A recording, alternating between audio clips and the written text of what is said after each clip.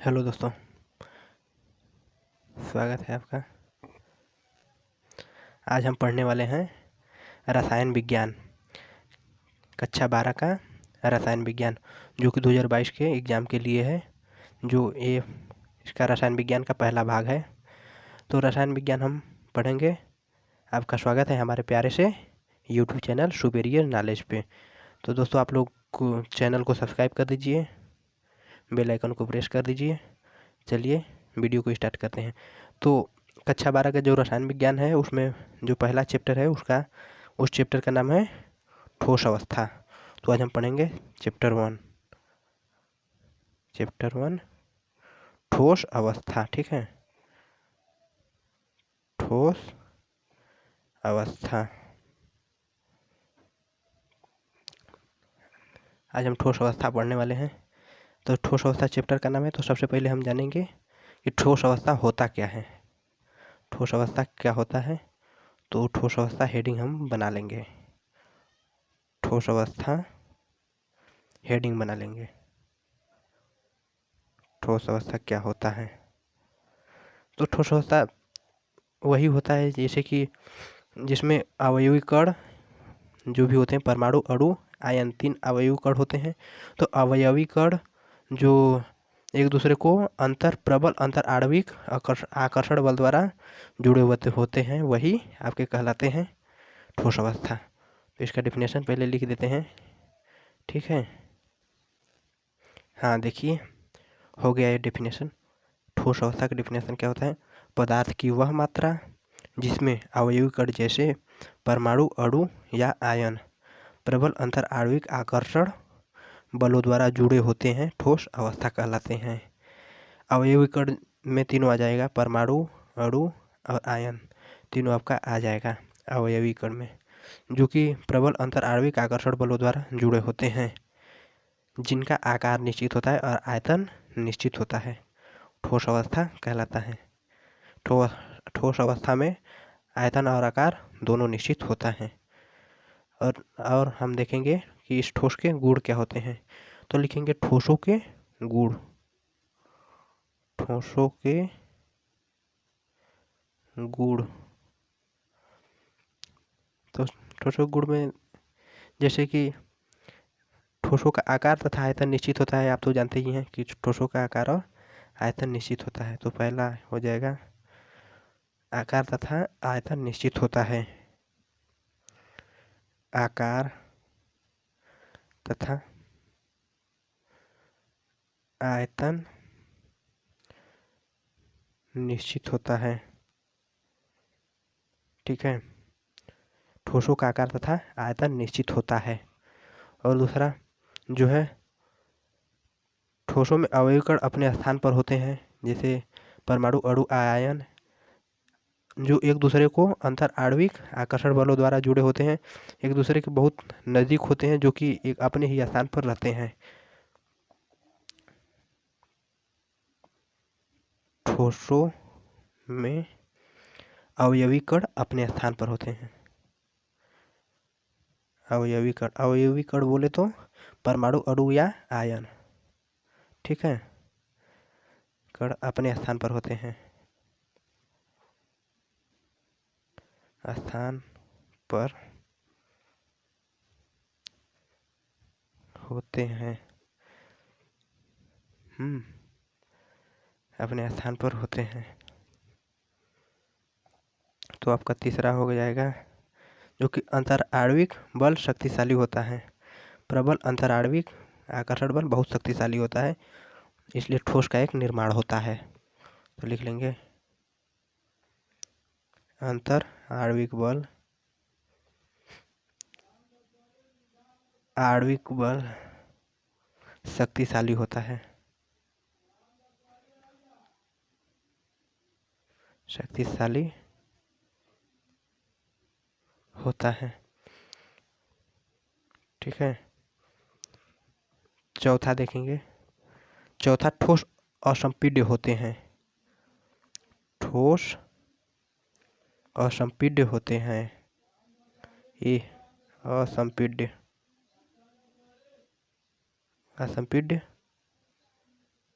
होते ठोस कैसा होते हैं? ठोस असंपीड्य होते हैं। ठीक है, तो पहले आप इतना स्क्रीनशॉट ले लीजिए, आप लोग स्क्रीनशॉट ले लीजिए कि ठोस क्या होते हैं और ठोसों के गुण। स्क्रीनशॉट हो गया। अब देखेंगे आगे क्रिस्टलीय ठोस। तो क्रिस्टलीय ठोस हेडिंग पहले बना लें तो समझाते हैं क्या होता है क्रिस्टलीय ठोस। ठीक है, क्रिस्टलीय ठोस। तो क्रिस्टलीय ठोस क्या होता है? वे ठोस पदार्थ जिनके अवयवी कण बोले तो बता दिए हैं, ठोस अवस्था में अवयवी कण परमाणु अणु या आयन, जिनके अवयवी कण परमाणु अणु या आयन एक त्रिविमीय ज्यामिति में व्यवस्थित होते हैं, एक निश्चित त्रिविमीय ज्यामिति में व्यवस्थित होते हैं और जिनका परास दीर्घ परास व्यवस्था होती है। ठीक है, कौन सी व्यवस्था होती है? दीर्घ परास व्यवस्था। ये बहुत ही इम्पोर्टेंट है, पेपर में लगभग हर साल पूछा जाता है। पेपर में कैसे आता है बता दे रहे हैं। पेपर में पूछता है कि क्रिस्टलीय ठोस की व्यवस्था कौन व्यवस्था होती है, क्रिस्टलीय ठोस में कौन सी व्यवस्था होती है? तो क्रिस्टलीय ठोस में दीर्घ परास व्यवस्था होती है। ठीक है, क्रिस्टलीय ठोस में कौन सी व्यवस्था होती है? तो दीर्घ परास व्यवस्था होती है। तो चलिए डिफिनेशन लिखते हैं इसका। डिफिनेशन लिख दे। हाँ देखिए, हो गया। क्रिस्टलीय ठोस वे ठोस पदार्थ जिनके अवयवी कण बोले तो परमाणु अणु या आयन, देखिए ब्रैकेट में लिख दिए हैं, इसको लिख लीजिएगा आप लोग भी। परमाणु अणु या आयन त्रिविम में एक निश्चित ज्यामिति में व्यवस्थित होते हैं। कौन सी ज्यामिति में व्यवस्थित होते हैं? एक निश्चित ज्यामिति में, त्रिविम के निश्चित ज्यामिति में क्रिस्टलीय ठोस आते हैं। ठीक है, व्यवस्थित होते हैं अर्थात जिनमें अवयवी कणों की व्यवस्था दीर्घ परास पाई जाती है। दीर्घ परास, इसको अंडरलाइन कर देते हैं, बहुत ही इंपॉर्टेंट है। ये हर साल पूछता है कि क्रिस्टलीय ठोस में कौन सी व्यवस्था पाई जाती है। तो कौन सी व्यवस्था? दीर्घ परास व्यवस्था पाई जाती है, क्रिस्टलीय ठोस कहलाते हैं। तो चलिए एक बार फिर से देख लेते हैं क्रिस्टलीय ठोस क्या होता है। क्रिस्टलीय ठोस मतलब वे ठोस पदार्थ जिनके अवयवी कण परमाणु अणु या आयन त्रिविम में एक निश्चित ज्यामिति में व्यवस्थित होते हैं, अर्थात जिनमें अवयवी कणों की व्यवस्था दीर्घ परास पाई जाती है, क्रिस्टलीय ठोस कहलाते हैं। तो इतना तो समझ में आ गया होगा। तो चलिए आगे चलते हैं। आगे है आपका अक्रिस्टलीय ठोस। क्या है? अक्रिस्टलीय ठोस। अक्रिस्टलीय ठोस जानेंगे क्या होता है। तो अक्रिस्टलीय ठोस वे ठोस पदार्थ जिनके, ठीक है, वे ठोस पदार्थ जिनका कोई निश्चित ज्यामितीय रूप नहीं होता। जैसे क्रिस्टलीय ठोस में एक निश्चित ज्यामिति, त्रिविम में एक निश्चित ज्यामिति में व्यवस्थित होते हैं, तो अक्रिस्टलीय ठोस में कोई इनका निश्चित ज्यामितीय रूप नहीं होता है। ठीक है, जिनके आंतरिक अवयवी कणों की कोई निश्चित व्यवस्था नहीं होती है। जो उनके आंतरिक अवयवी कण होते हैं उनके कोई निश्चित व्यवस्था नहीं होती, वो कहीं पर भी रह सकते हैं। और इनमें कणों की व्यवस्था जो होती है, इनमें अवयवी कणों की जो व्यवस्था होती है वो लघु परास व्यवस्था होती है। जैसे क्रिस्टलीय ठोस में दीर्घ परास व्यवस्था होती है, वैसे ही अक्रिस्टलीय ठोस में ये भी बहुत इंपॉर्टेंट है। ये भी पेपर में हर साल पूछता है। इसके साथ या तो ये पूछेगा क्रिस्टलीय ठोस में कौन सी व्यवस्था होती है या फिर अक्रिस्टलीय ठोस में कौन सी व्यवस्था होती है। तो अक्रिस्टलीय ठोस में लघु परास व्यवस्था होती है और क्रिस्टलीय ठोस में दीर्घ परास व्यवस्था होती है। तो चलिए पहले डिफिनेशन लिखते हैं इसका। ठीक है, हाँ देख लीजिए। अक्रिस्टलीय ठोस वे ठोस जिनका कोई निश्चित ज्यामितीय रूप नहीं होता है। वे ठोस जिनका कोई निश्चित ज्यामितीय रूप नहीं होता है तथा जिनके आंतरिक अवयवी कणों की कोई निश्चित व्यवस्था नहीं होती है। इनमें अवयवी कणों की व्यवस्था लघु परास व्यवस्था पाई जाती है। कौन सी व्यवस्था पाई जाती है? लघु परास व्यवस्था। इसको अंडरलाइन कर देते हैं और ये बहुत ही इम्पोर्टेंट है। पेपर में हर साल पूछा जाता है कि अक्रिस्टलीय ठोस में कौन सी व्यवस्था पाई जाती है। तो लघु परास व्यवस्था पाई जाती है, अक्रिस्टलीय ठोस कहलाते हैं। ठीक है दोस्तों, अगर इतना आपको समझ में आया तो आप लोग फटाफट वीडियो को, जो लोग लाइक नहीं किए हैं, लाइक कर दें, वीडियो को लाइक कर दें। तो चलिए इसके आगे देखते हैं हम लोग। इसके आगे, सॉरी यार, इसका एग्जाम्पल देख लीजिए। अक्रिस्टलीय ठोस का जो एग्जाम्पल है,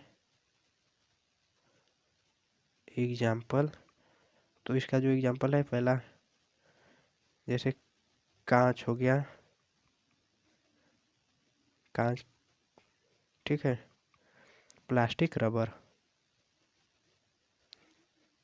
प्लास्टिक, रबर आदि।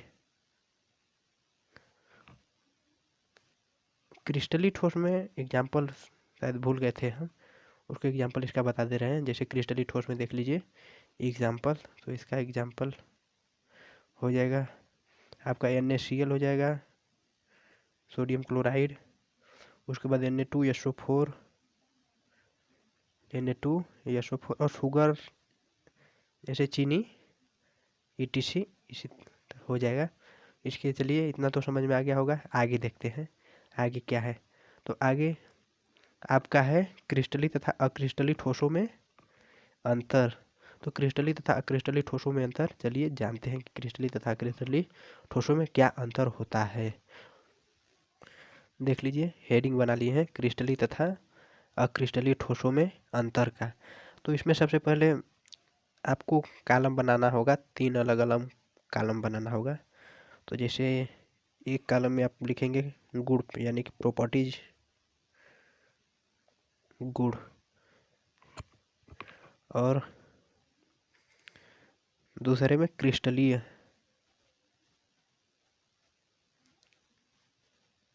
क्रिस्टलीय, फिर अक्रिस्टलीय।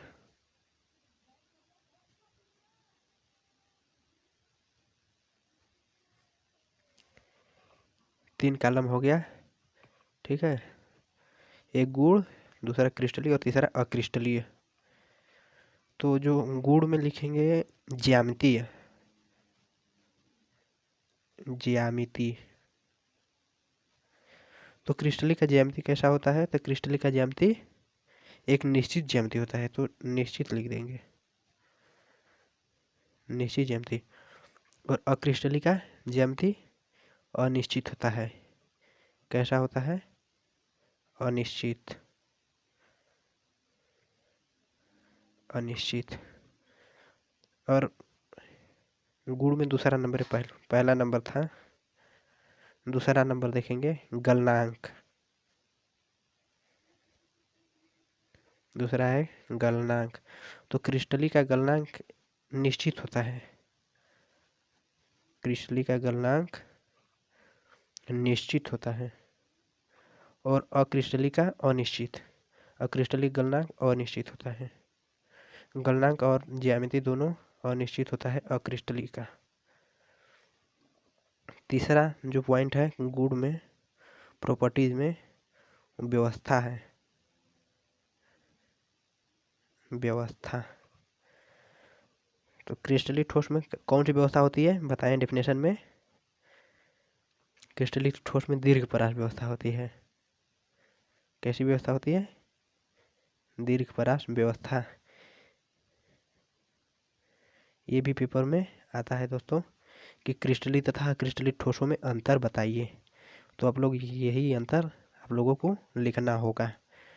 और अक्रिस्टलीय ठोस में कौन सी व्यवस्था होती है? तो लघु परास व्यवस्था, लघु परास व्यवस्था। चौथा पॉइंट आपका है, चौथा पॉइंट नीचे लिख दे रहे हैं, शीतलन वक्र।